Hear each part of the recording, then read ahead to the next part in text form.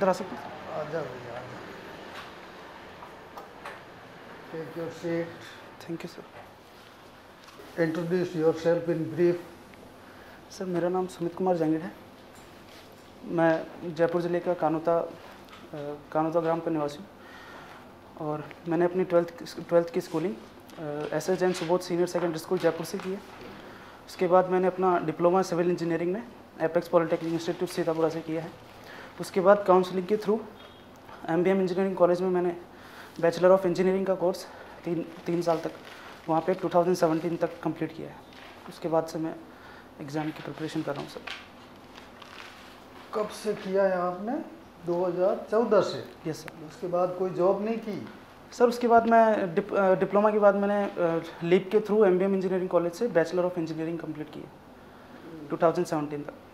भाई तूने लिखा है सिविल इंजीनियरिंग 2014। Yes sir. तो 2014 के बाद क्या किया? सर इंजीनियरिंग की है मैंने सर।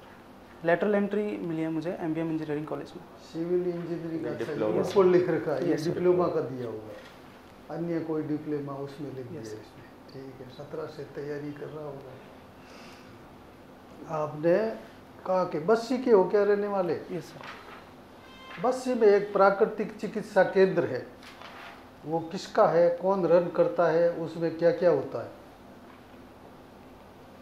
सॉरी सर इसका आइडिया नहीं मुझे। ध्यान नहीं? हाँ सर। बहुत बड़ा है और खूब लोग जाते हैं वहाँ पे।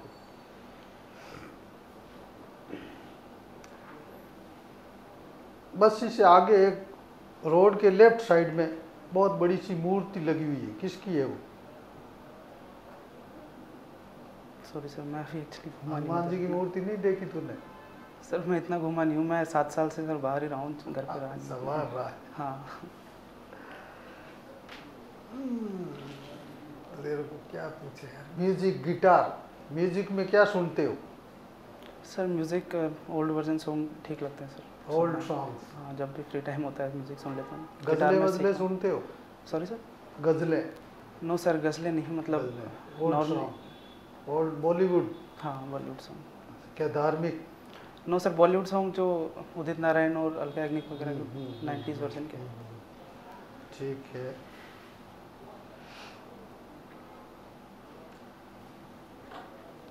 वाटर लॉगिंग क्या होती है? सर वाटर लॉगिंग एक सॉइल के अंदर एक सिचुएशन है जब जो सॉइल की जो कैपेसिटी होती है वाटर को स्टोर करने की, जब वो अपने सैचुरेशन लेवल तक आ जाती है तो उसकी बियरिंग कैपेसिटी, सॉइल की जो बियरिंग कैपेसिटी की हम टर्म की बात करें तो वो बिल्कुल लो लेवल तक आ जाती है सर। बियरिंग कैपेसिटी बिल्कुल ज़ीरो हो जाती है वहाँ पे। तो वाटर लॉगिंग कंडीशन मतलब एक तरीके से सैचुरेशन वाटर लेवल हो चुका है सर सॉइल का। पूरे जो वॉइड्स हैं, सॉइल के वॉइड्स हैं, वो कम्प्लीटली फिल हो चुके हैं वाटर से। इंदिरा गांधी नहर परियोजना में ये कई जगह वाटर लॉगिंग प्रॉब्लम बहुत गंभीर रूप से पैदा हो रही है। उसके क्या कारण है और क्या उसके उपाय है उससे मुक्ति पाने के? सर कैनाल के थ्रू, जो इंदिरा गांधी नहर कैनाल के थ्रू जो पानी वहाँ पर जो रन कर रहा है, तो हो सकता है कैनाल्स के अंदर जो प्रॉब्लम है सीपेज की वहाँ पर जो कैनाल की जो सरफेस है बॉटम की और साइड सरफेसिंग है, वहाँ पर अच्छे से पिचिंग नहीं हो रखी हो, लाइनिंग नहीं हो रखी हो, या उन पर क्रैक्स आ रखे हो अगर हो भी रखी है तो उनके थ्रू जो वाटर में ग्राउंड में जो सीपेज हो रहा है वाटर का, उसकी वजह से आसपास के सराउंडिंग एरियाज में। कैनाल के पास की बात है, थोड़ा दूर चले जाऊँ तो किस कारण से होती है water logging? Water logging sir water के थ्रू होगी, अगर वाटर की कैपेसिटी, वाटर की स्टोरेज कैपेसिटी। तो उस बेल्ट में क्यों होती है वो मैं पूछ रहा हूँ ना। जैसे कैनाल के पास है तो सीपेज का कारण हो गया, आपने बता दिया। थोड़ा दूर है, खेतों में भी हो रही है, डब वाली एरिया में बहुत बड़ा एरिया खराब हो चुका है, वहाँ खेती भी नहीं होती, वाटर लॉग्ड एरिया में कुछ नहीं पैदा होता। सर एक रीज़न हम बोल सकते हैं उसका सॉइल टाइप, वहाँ पर ज़्यादा, अगर ईस्टर्न रीजन की बात करें तो सैंडी सॉइल वहाँ पे ज़्यादा देखने को मिलती है, तो सैंडी सॉइल में जल्दी वो प्रोन होती है वाटर लॉगिंग के लिए सैंडी सॉइल। वहाँ पे प्रॉपर मैनेजमेंट नहीं है। भारतीय किसान का एक दिमाग होता है, बहुत ज़्यादा पानी पिलाओ फसल अच्छी होगी, यस सर। वो ओवर वाटरिंग करते हैं खेतों में, ठीक है ना, दैट इज़ द रीज़न। और वहाँ क्रॉप सिलेक्शन भी उन्होंने गलत कर रखा है। वो ओरिजिनली तो डेजर्ट बेल्ट है वो, यस सर। उसमें आप चावल उगाओगे तो क्या होगा? उसके लिए वाटर की रिक्वायरमेंट ज़्यादा होगी। उसका ट्रीटमेंट क्या है, कैसे ठीक कर सकते हैं? सर जो वहाँ के किसान है, एक तो वहाँ के किसानों को एक प्रॉपर एजुकेशन दे सकते हैं वहाँ पर कि किसी भी इरिगेशन के लिए, एक पर्टिकुलर टाइप ऑफ इरिगेशन के लिए किस टाइप से वहाँ पर वाटरिंग करनी चाहिए, वाटर का इंटरवल कितना होना चाहिए, कितनी वाटर की क्वांटिटी है पर्टिकुलर सॉइल के लिए, वाटर मैनेजमेंट। Yes sir. अभी कुछ वो वहाँ पे बहुत सारा काम कर रहे हैं उसको, समस्या को घटाने के लिए, तो क्या काम कर रहे हैं मुख्य रूप से? इसके बारे में पढ़ा नहीं मैंने, ध्यान नहीं दे रहे। सीपेज की क्या वजह होती है? कैनाल में सीपेज जो हो रहा है उसकी क्या वजह होती है? सीपेज की वजह सर, कैनाल में अगर सबसे मेन जो रीज़न हो तो ये कि अगर कैनाल है वो एलिवियल सोइल में है, अगर वहाँ पर लाइनिंग प्रॉपर नहीं है, कैनाल में अगर लाइनिंग नहीं है तो सीपेज डेफिनेटली होगा वहाँ पर। कैनाल के किस पोर्शन में ज़्यादा सीपेज होता है?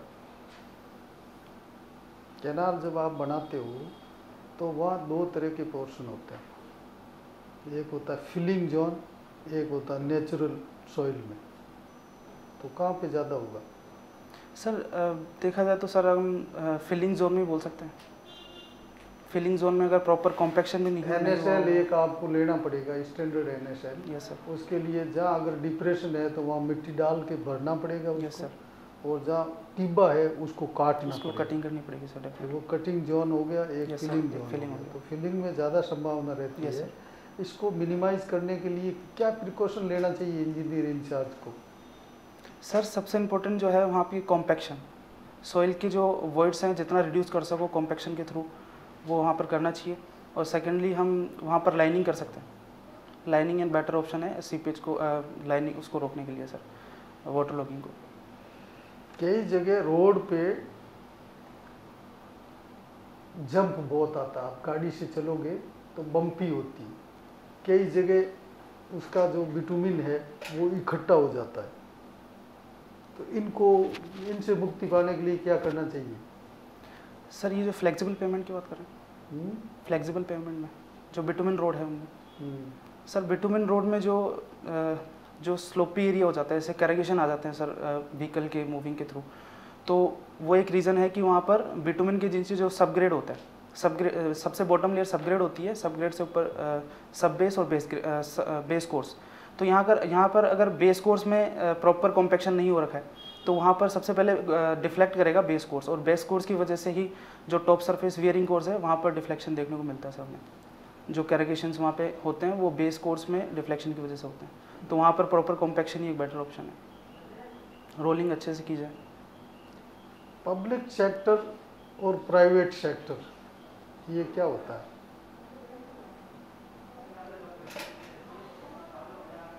सर किस बेस पे डिफाइन करो सर इसमें?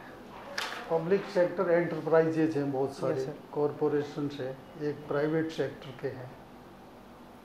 तो ये क्या होते हैं? पब्लिक सेक्टर किसको कहोगे? सर जिसमें गवर्नमेंट का इंटरवेंशन बिल्कुल ना हो।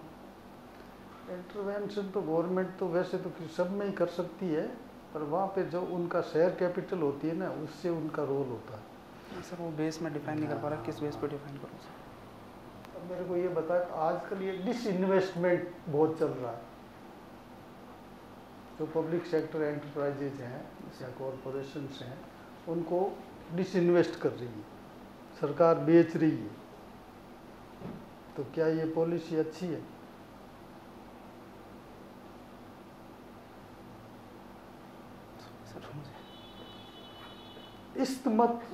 इस्थमस और स्ट्रेट, इनमें क्या फ़र्क होता है? सॉरी सर मैं पढ़ा नहीं के बारे में। इस्थमस ऑफ सुएज का नाम सुना है? स्वेज नहर सर। सुएज कैनाल है ये। Yes sir. उसका नाम सुना है? हाँ अभी कुछ दिनों में चर्चा में रहा था सर। अभी क्यों आया चर्चा में? सर वहाँ पे एक शिप स्टक हो गया था सर, उसकी वजह से इंटरनेशनल ट्रेड में काफ़ी इफेक्ट देखने को मिला। कैसे फ़र्क पड़ा?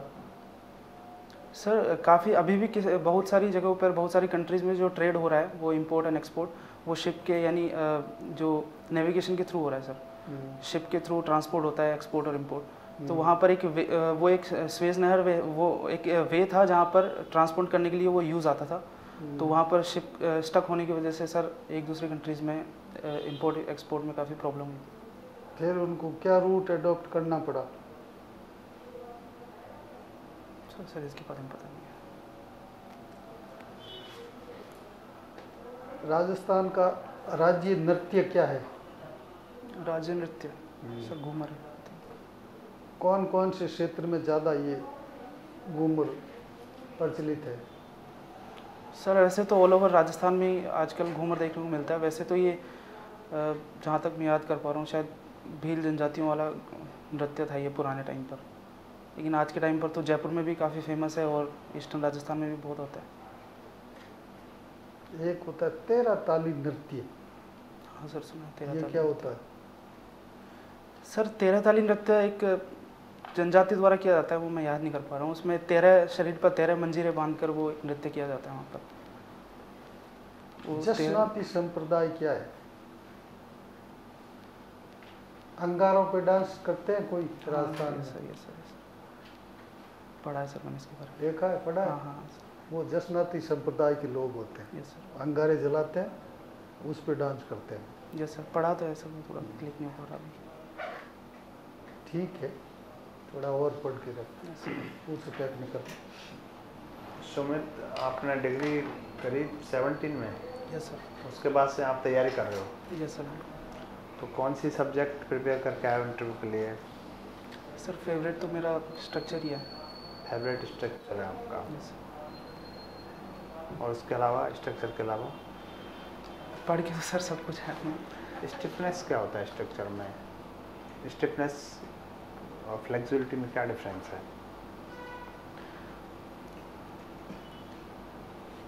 फ्लेक्सिबिलिटी स्टिफनेस सर एक तो यूनिवर्सली प्रोपोर्शनल होते हैं, एक तो इन टर्म्स ऑफ मैथमेटिकली अगर मैं बात करूँ। स्टिफनेस को कैसे डिफाइन करोगे? सर स्टिफनेस मटेरियल की एक प्रॉपर्टी होगी sir flexibility.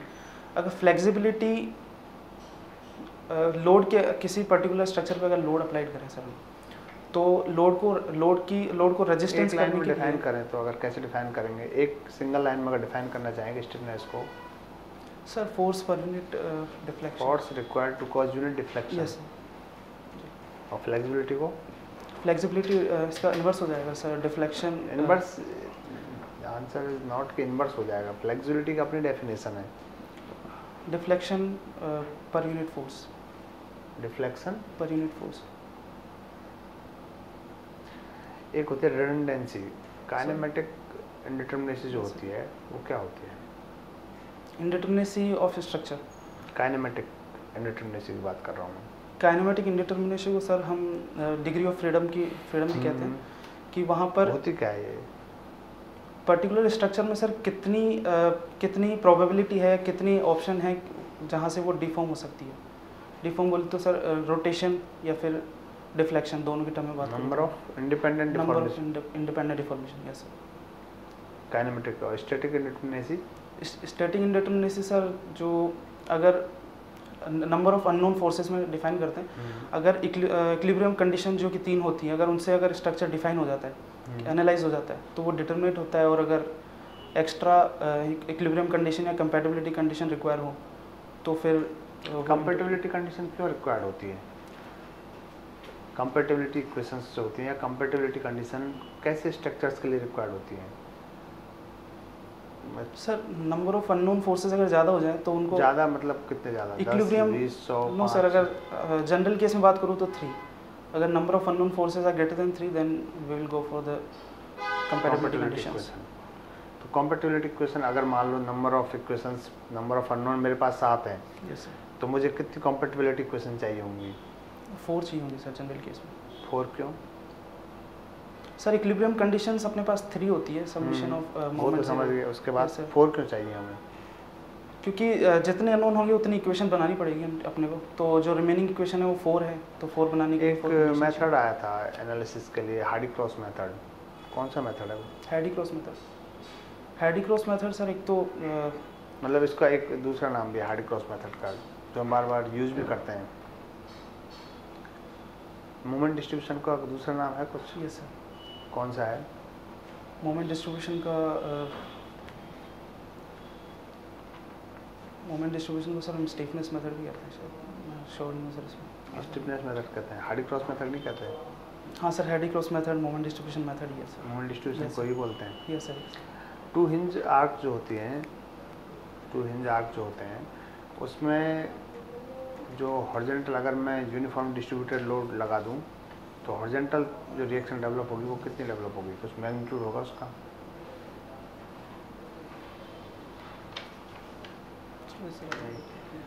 Influence line diagram की जरूरत क्यों पड़ती है, आईएलडी सिग्निफिकेंस क्या है कि आईएलडी हम क्यों पढ़ते हैं? सर इन्फ्लुएंस लाइन डायग्राम में किसी भी अगर पर्टिकुलर सेक्शन का हम इन्फ्लुएंस लाइन डायग्राम एनालाइज करें तो उस स्ट्रक्चर पे किसी भी सेक्शन पर, किसी भी पर्टिकुलर सेक्शन पर कितना शेयर फोर्स है और कितना मोमेंट जनरेट हो रहा है, तो किसकी वजह से? लोडिंग की वजह से सर, मूविंग लोड की वजह से। Moving load. Yes sir. अब मूविंग लोड का भी टाइप हो सकता है, वो पॉइंट लोड। तो कैसे डिफाइन करेंगे वो टाइप जो आपने कर रहे हैं? इन्फ्लुएंस लाइन डायग्राम क्या है? To find out stress function, किसी पॉइंट पर स्ट्रेस फंक्शन फाइंड आउट कर due to the effect of moving load. अब मूविंग लोड कुछ भी हो वो बात नहीं। स्टिफनेस क्या है? Force required to cause unit deflection. आपका फर्स्ट इंटरवल सेकंड है? फर्स्ट है। सेकंड है। तो चीज़ों को उस तरह से ऐसा नहीं है। मूवमेंट डिस्ट्रीब्यूशन अगर बात हो रही है तो आप सिर्फ उतना ही बताओ। काइनेमेटिक कंटीन्यूटी वो नहीं कि ऐसे होती है वैसे होती है, just what ever asked. Degree independent deformation, एक एक लाइन के स्ट्रक्चर्स के एक एक लाइन के आंसर हैं सबके। Okay sir. वीकनेस में तो आपने कुछ लिखा ही नहीं सर, मैं जज नहीं कर पा रहा था। है? जज नहीं कर पा रहा था मैं एग्जैक्टली। ठीक है, अभी तो आपके पास टाइम है ना, क्योंकि वहाँ पूछ लिया जाएगा आपसे, फिर आप ऐसे नहीं बोल पाओगे कि सर जज। समझ ही नहीं आ रहा था सर एक्चुअली। हाँ ठीक है, वो अभी आपके पास टाइम है ना, देख लीजिए। एमबीएम से आप पास आउट हो तो वहाँ पर सोलर पैसिव हाउस है एक स्ट्रक्चर उस पूरे कैंपस में, वो उसकी क्या प्रॉपर्टी है? काफ़ी फेमस है solar passive house. MBA engineering college में हॉस्टल है, सोलर पैसिव हाउस है। सॉरी सर, आइडिया नहीं है, हॉस्टल में नहीं रहे वहाँ पर? नहीं सर, हॉस्टल में नहीं था। कैरेक्टरिस्टिक लोड को डिफाइन कर सकते हो? क्या होता है कैरेक्टरिस्टिक लोड? Definition sir? हाँ सर, डेफिनेशन के टर्म में तो कह सकते हैं कि लोड की वो वैल्यू जिसमें 95% प्रोबेबिलिटी है कि वो उस पर्टिकुलर लोड से एक्सीड ना करेगा, नहीं करेगा। 95% प्रोबेबिलिटी तक वो सेफ रहेगा। तो डिज़ाइन लोड जो आप लेते हो वो कैरेक्टरिस्टिक लोड ही होता है या उससे ज़्यादा लेते हो या कम लेते हो? सर डिज़ाइन लोड तो हम ज़्यादा लेते हैं। ज़्यादा लेते हैं? सर किन किन चीज़ों पे डिपेंड करता है वो डिज़ाइन लोड? हाँ, जो आप कैरेक्टरिस्टिक लोड से डिज़ाइन लोड ज़्यादा लेते हो तो वो कुछ तो फैक्टर से मल्टीप्लाई करते होंगे, तो फैक्टर किन चीज़ों पर डिपेंड करता है? अनसर्टेनिटीज़ पे डिपेंड करता है सर। अनसर्टेनिटीज़ जैसे फ्यूचर में जितना हम जिस पर्टिकुलर लोड के लिए हम स्ट्रक्चर डिज़ाइन कर रहे हैं तो प्रोबेबिलिटी है कि हम श्योर नहीं है कि फ्यूचर में उस वैल्यू तक ही फोर्स अप्लाई होगा या उससे ज़्यादा भी हो सकता है। ये लोड के कुछ कॉम्बिनेशंस पे भी डिपेंड करता है क्या? हाँ सर, कॉम्बिनेशन पे करता है। तो क्या क्या पॉसिबल कॉम्बिनेशन लोगे आप? Sir dead load, live load, एक तो ठीक है। डेड लोड, लाइव लोड, ठीक है। एक डेड लोड, लाइव लोड और विंड लोड या फिर अर्थक्वेक लोड, दोनों में से कोई एक। अच्छा, दोनों साथ में नहीं लेते? नो सर, वो क्रिटिकल कॉम्बिनेशन देखेंगे दोनों में अगर विंड लोड और अर्थक्वेक लोड की बात करें तो जो क्रिटिकल सिचुएशन होगी दोनों में, अगर विंड लोड में, तो वही कंसिडर करेंगे। और कॉम्बिनेशन? और एक डेड लोड और wind load sir. Dead load, wind load और अर्थक्वेक लोड दोनों। लाइव लोड और विंड लोड या फिर लाइव लोड और अर्थक्वेक लोड, ये कॉम्बिनेशन नहीं बनता क्या? नो सर, ये नहीं बनता सर। डेड लोड को तो कंसिडर करना पड़ेगा। क्यों कंसिडर करना पड़ेगा? क्या होता सर, है? अगर विंड लोड और अर्थक्वेक लोड, जैसे पर्टिकुलर केस में अर्थक्वेक लोड ले रहा हूँ मैं, तो अर्थक्वेक के टाइम पर जैसे अगर अर्थक्वेक के जस्ट प्रायर टू अर्थक्वेक वहाँ पर बिल्डिंग में जितने भी लाइव लोड्स होंगे, जैसे ह्यूमन लोड्स मान लीजिए, ह्यूमन लोड्स वहाँ पर अर्थक्वेक से पहले ही वहाँ पर बिल्डिंग को खाली कर देते हैं सर। वहाँ पे क्रिटिकल केस वहाँ पर डेड लोड ही रह जाता है अगर डेड लोड और लाइव लोड की बात करूँ तो अर्थक्वेक के केस में हम डेड लोड ही कंसिडर करेंगे। लाइव लोड में वो वहाँ से मूव हो जाता है सर, लाइव लोड उस सिचुएशन से पहले। थोड़ी तैयारी करो अच्छी तरह से। टेक्निकल का ये बताएंगे, बोलने का तरीका ठीक है बस। हाँ स्ट्रेट बैठा कर, बाकी ठीक है, कॉन्फिडेंटली रिप्लाई दिया कर, पर जिस जगह पे रहते हो उसके बारे में तो कंप्लीट नॉलेज होना चाहिए भाई, स्टेट के बारे में। आप घूमे नहीं घूमे, लेकिन अपने लोकेलिटी में जाते हैं, पता होता है स्टैचू क्या लगी होती है। बस वो हनुमान जी की मूर्ति है बहुत बड़ी, रोड पे ही रोड दिखती से है। नजर आता होता। सर वो बस्ती में नहीं है सर, बस इसे थोड़ी आगे जाती है। हनुमान जी के जिसके हाँ। पास में शिव जी का भी है। शिव, वो बस्ती में नहीं है सर। तो वो मेरा कानोता है ना सर, जहाँ पे मैं रहता हूँ, हाँ उससे 4 किलोमीटर आगे वो मेन NH 11 तो वो पे है। बस ही है, तो और क्या है, वहाँ बस ही आ जाती है 10 किलोमीटर बाद, तो जयपुर के बस ही है। हाँ हाँ, तो वो हनुमान जी की मूर्ति है वो वहाँ तो पे। उसके आगे से तो और मैं जो रोज- प्राकृतिक चिकित्सालय है वो बहुत बड़ा है, पूरे राजस्थान के लोग आते हैं वहाँ। वहाँ पे मिट्टी से थेरेपी करते हैं, रेत से करते हैं, वहाँ कमरे बने हुए हैं, लोग रहते हैं वहाँ पे। कभी जाके देखना है, बहुत बड़ा चिकित्सालय है, प्राकृतिक चिकित्सालय। ऐसे जनरल जिस एरिया से बिलोंग करते हो, जिस स्टेट से, डिस्ट्रिक्ट से, वर्ल्ड की प्रोमिनेंट चीज़ें, इनकी सबकी जानकारी होनी चाहिए। ठीक है, अच्छी तरह से पढ़ो, न्यूज़पेपर हमेशा पढ़ो, Yes, sir. जो बर्निंग टॉपिक्स हैं उस पर जानकारी रखा करो।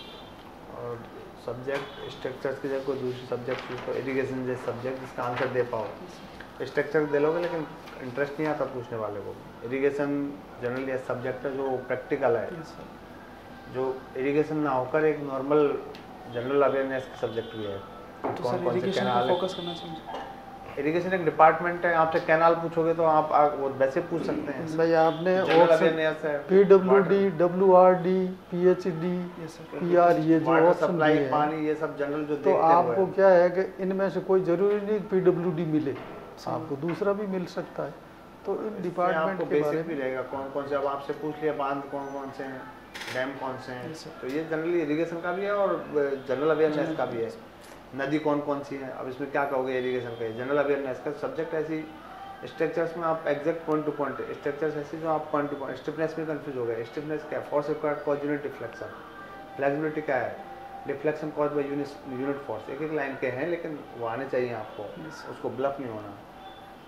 टेक्निकल में भी आपको जो बोर्ड है वो परिभाषाएं नहीं पूछेगी, क्या नहीं, उसका एप्लीकेशन, अप्लाइड जो सब्जेक्ट की जो नॉलेज है वो भी होनी चाहिए कि ये चीज़ है, इससे क्या होगा, क्या नुकसान है, क्या फ़ायदा है, ऐसे हो जाए तो क्या होगा, ये सब को क्रॉस क्वेश्चन करते हैं। तो खाली थियोरी से काम नहीं चलेगा। दो सब्जेक्ट अच्छी तैयारी करो, जो टाइम है, बार बार बोलने का तरीका ठीक है, दूसरा इंटरव्यू है तो इम्प्रूवमेंट तो होगा ही। पहले का देखा नहीं आपका इंटरव्यू। और टेक्निकल सब्जेक्ट 2-3 तैयार करो अच्छे से, ठीक है। स्ट्रक्चर को थोड़ा साइड का पूछ, नॉलेज होनी चाहिए ना, एक दो ऐसे सब्जेक्ट जो जैसे एजुकेशन कर ली। ओके भाई। सर एक आपसे क्वेश्चन था, वो जो आपने वो पूछे डांसेस वगैरह नृत्य के बारे में, हाँ तो वो ऑल ओवर राजस्थान का ही मैं कंप्लीट डिटेल तैयार हूँ सर। हाँ हाँ, राजस्थान की सारी चीज़ें देखो भाई। लाइटली आना चाहिए, एकदम डेप्थ में भी नहीं तो पता सर वो तो सिलेबस में एक्चुअली वो बेसिक नॉलेज ऑफ कल्चर लिखा हुआ है, culture of Rajasthan. Culture of Rajasthan में ये सब चीज़ें आती है। कल्चर ऑफ राजस्थान इतना वास्ट है जिसकी कोई सीमा नहीं है, उसके 5000 क्वेश्चन पूछ सकता हूँ मैं तेरे को। Culture of India, culture of Rajasthan बहुत वाइड है। ये कॉन्फिडेंस के साथ देना है। हाथ जो ये शिविर कर रहे हैं ना, ये नर्वसनेस शो Yes, करता है। बोलने में नहीं दिख रहा लेकिन वो हाथों पे ध्यान जाता है, तो इससे अच्छा आप पैर का अंगूठा मोड़ लो। सर ये ठीक है, यहाँ पे आते मिनिमम। हैं। हाँ ये तो ये यहाँ पे ये पोस्चर याद देखिए रख दे, साहब। संयोग कर दे, चाहे भले कैसे ही कर दे, पर पर ये ये जो बार हाथ बार शिविर जब करते हैं। रिप्लाई आदत होती है, हम भी कर देते हैं कभी कभी, इशारा नहीं करना। हाँ ये कॉन्फिडेंस को शो करता है, यस सर, बाकी कोई नहीं। ठीक है, अच्छा है, thank you so much. Okay.